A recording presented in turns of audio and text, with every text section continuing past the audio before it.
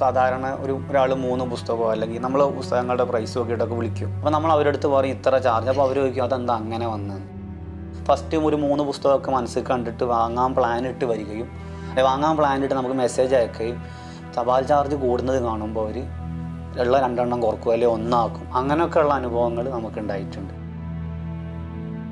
ഇപ്പോൾ ഭരിക്കുന്ന ഗവൺമെൻറ് സംബന്ധിച്ചിടത്തോളം അവർ ജനാധിപത്യപരമായ അവകാശങ്ങൾ നിഷേധിച്ചുകൊണ്ട് പൂർണ്ണമായും ഞങ്ങൾ ആഗ്രഹിച്ച് ഞങ്ങൾ നടപ്പിലാക്കും എന്ന രീതിയിൽ മുമ്പ് റീഗനും താക്സറും ഒക്കെ ന്യൂലിബറൽ പോളിസീസ് നടപ്പിലാക്കിയ രീതിയിൽ നടപ്പിലാക്കാനാണ് ശ്രമിക്കുന്നത്.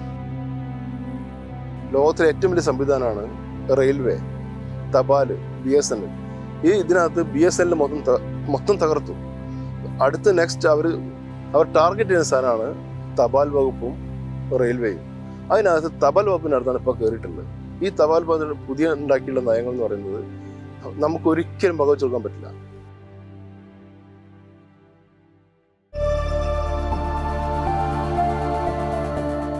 പുസ്തകങ്ങളും മാസികകളും ആവശ്യക്കാർക്ക് അയക്കുന്ന പ്രിന്റഡ് ബുക്ക് പോസ്റ്റ് സേവനം അവസാനിപ്പിച്ചിരിക്കുകയാണ് തപാൽ വകുപ്പ്.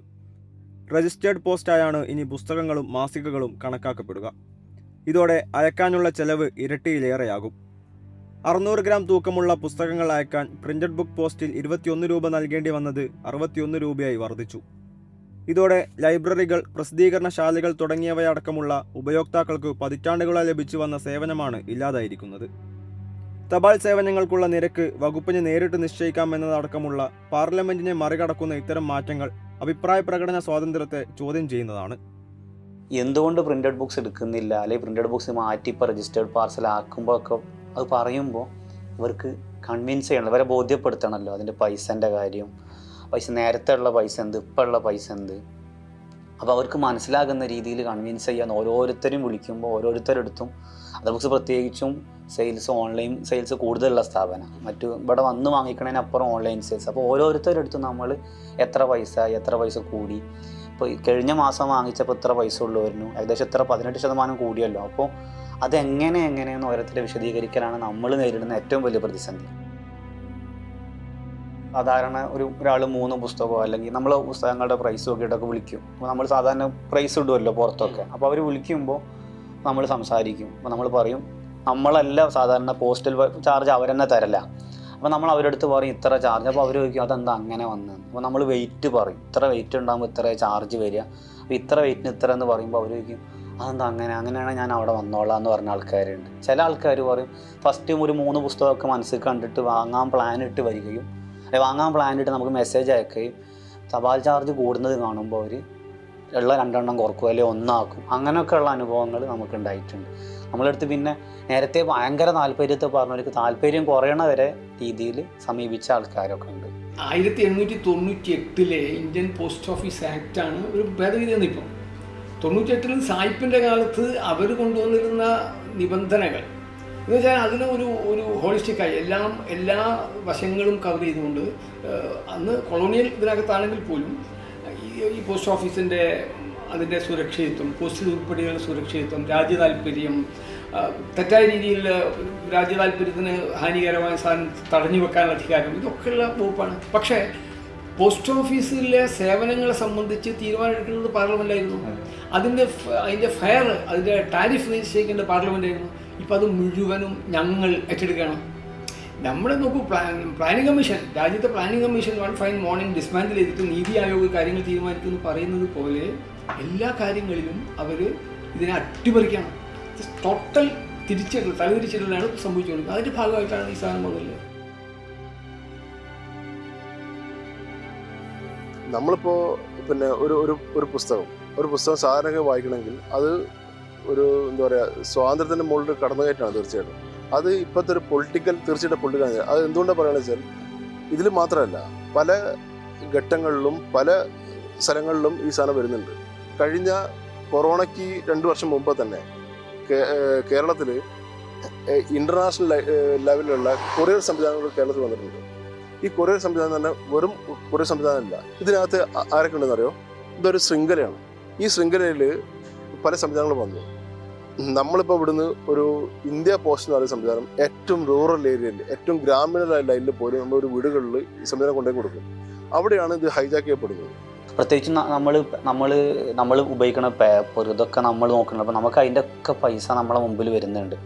അപ്പോൾ നമ്മൾ അവരുടെ അടുത്ത് ഇനി ഇതും കൂടി പറയുമ്പോൾ അവർ നമ്മളെ അടുത്ത് പറയും ഇത്രയൊക്കെ പൈസയൊക്കെ നമ്മളെങ്ങനെ വാങ്ങിക്കുക എന്ന് പറഞ്ഞിട്ട് വാങ്ങിക്കാതൊക്കെയാണ് ശീലം എന്നല്ല കുറേ ആൾ വാങ്ങിച്ചവർ പിന്നെ ഒരു താല്പര്യം കുറച്ച് വരുന്ന രീതിയൊക്കെ ഉണ്ട്. അവർ കാണും, അവർ ചോദിക്കും മുമ്പ് അങ്ങനെ ആയിരുന്നല്ലോ ഇപ്പം അങ്ങനെയാണ്. അപ്പം നമ്മൾ അവരുടെ ഇതാണ് നേരത്തെ ഫസ്റ്റ് നമ്മൾ പറഞ്ഞ കൺവിൻസ് ചെയ്യിക്കുക എന്നുള്ളത്.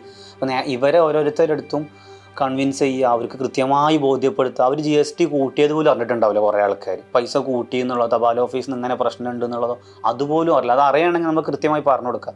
അതുവരെ അറിയാതെയാണ് നമ്മൾ അവരുടെ അടുത്ത് ബോധ്യപ്പെടുത്തുന്നുണ്ടാകുക. ഒരു പബ്ലിഷിംഗ് ഇൻഡസ്ട്രി എടുക്കുകയാണെങ്കിൽ ഇത് RNI registration of newspaper ഇന്ത്യയുള്ള സ്ഥാനത്തിൽ ഇവരെന്ത് ചെയ്യുന്നുണ്ട്, പുതിയ സെഗ്മെന്റ് പ്രകാരം ഒരാളുടെ കമ്മ്യൂണിറ്റി നോക്കിക്കൊണ്ട് പോലും രജിസ്ട്രേഷൻ ഏർപ്പെടുത്തുന്നുണ്ട്. 1. 2, പിന്നെ നമ്മൾ ഒരു ISBN international standard book number of India എന്ന സംവിധാനമുണ്ട്. ഈ സംവിധാനത്തിൽ പോലും ISBN കൊടുക്കുന്നത് പോലും പുതിയ ഭരണാധികാരി ഈ സ്ഥാനത്തിലാണ് ചെയ്യുന്നത്. എന്നുവെച്ചാൽ അൺഡെമോക്രാറ്റിക് ആയിട്ടുള്ള ഓരോ കാര്യങ്ങളും നടപ്പിലാക്കുന്നതിൻ്റെ കൂട്ടത്തിലൊന്ന് മാത്രമായിട്ട്, ദാറ്റ് ഈസ് ഇത് മാത്രമല്ല, ഇത് പലതിൻ്റെ കൂട്ടത്തിലൊന്ന് മാത്രമാണ്. ജനാധിപത്യ വിരുദ്ധവും ജനവിരുദ്ധവും തൊഴിലാളി വിരുദ്ധവുമായി തുടർന്നു പോരുന്ന നയങ്ങളിൽ ഒന്ന് മാത്രമായിട്ട്.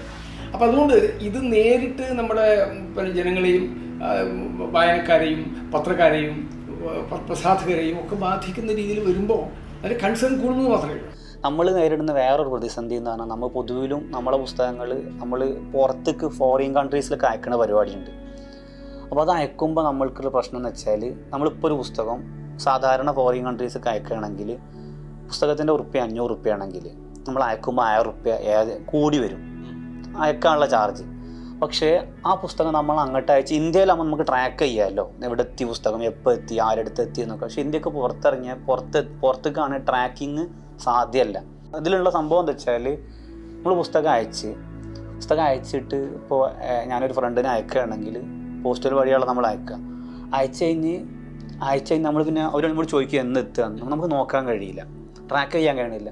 അങ്ങനെ നമ്മൾ അവരുടെ അടുത്ത് എത്തിയ പുസ്തകം എത്തിക്കണമെന്ന് തന്നെ നമ്മൾ എപ്പോഴാണ് അറിയാമെന്ന് വെച്ചാൽ അവർ നമ്മുടെ അടുത്ത് പറയാണ് എത്തിയിട്ടില്ല. അത് പറയലുവാണെങ്കിൽ 15 ദിവസം ഒരു മാസം കഴിഞ്ഞിട്ടൊക്കെ വയ്ക്കും. അങ്ങനെ പറയുമ്പോൾ നമ്മൾ പുസ്തകം സ്വീകരിക്കും. ഒരു പുസ്തകം എത്തിക്കഴിഞ്ഞാൽ സാധാരണയിൽ നമ്മളിപ്പോൾ നമ്മുടെ നാട്ടിൽ പുസ്തകം അയക്കുകയാണെങ്കിൽ ഉണ്ടാകുന്ന ഒരു മെക്കാനിസം എന്ന് പറഞ്ഞാൽ ഞാൻ ഒരു പുസ്തകം അയച്ചു കഴിഞ്ഞാൽ നമ്പർ ഉണ്ടാവുമല്ലോ, അഡ്രസ്സിൽ കോൺടാക്ട് നമ്പർ കൂടി കൊടുക്കും നമ്മൾ സാധാരണ. അപ്പോൾ ആ കോൺടാക്ട് നമ്പറിലുള്ള ആൾക്ക് പോസ്റ്റ് ഓഫീസിൽ നിന്ന് വിളിക്കും, ഇങ്ങനെ ഒരു പുസ്തകം വന്നിട്ടുണ്ട് എന്താ ചെയ്യേണ്ടതെന്നൊക്കെ ചോദിച്ചിട്ട്. നമ്മൾ നാട്ടിലുള്ള മാതിരി പുറത്ത് വിളിക്കൂല ഒന്നുകിൽ, അല്ലെങ്കിൽ വിളിച്ചു കഴിഞ്ഞാൽ അവർ പിന്നെ അവിടെ വെക്കൂല. അവിടെ വീട്ടിലും എത്തിയിട്ട് അഡ്രസ്സിലെത്തി ആളില്ലെങ്കിൽ ആ പുസ്തകം നേരെ അവിടെ നിന്ന് റിട്ടേൺ പോരുകയോ ചെയ്യുക. ഈ റിട്ടേൺ വരുമ്പോഴുള്ള പ്രശ്നം, ആ പുസ്തകം നമുക്ക് റിട്ടേൺ വന്ന് ഇവിടെ ഇപ്പോൾ നമ്മളെ തൊട്ടടുത്തുള്ള തപാൽ ഓഫീസിൽ വന്നു കഴിഞ്ഞാൽ നമുക്ക് ആ പുസ്തകം പോയി സ്വീകരിക്കുകയാണെങ്കിൽ നമ്മൾ നേരത്തെ കൊടുത്തത് 1000 റുപ്യ നമ്മൾ തപാൽ ഓഫീസിൽ നിന്ന് അടച്ചല്ലോ, നമ്മളെ പുസ്തകം തിരിച്ച് വാങ്ങിക്കാൻ നമ്മൾ ഏറെ 2000 റുപ്യ അടക്കം തിരിച്ച് വാങ്ങേണ്ട അവസ്ഥയാണ്. തിരിച്ചങ്ങോട്ട് കൊടുത്തിട്ട് വേണം ആ പുസ്തകം. നമ്മൾ പോസ്റ്റിൽ കൊടുക്കുക 1000 റുപ്യ അവിടെ ഓൾറെഡി കിടക്കുകയാണ്.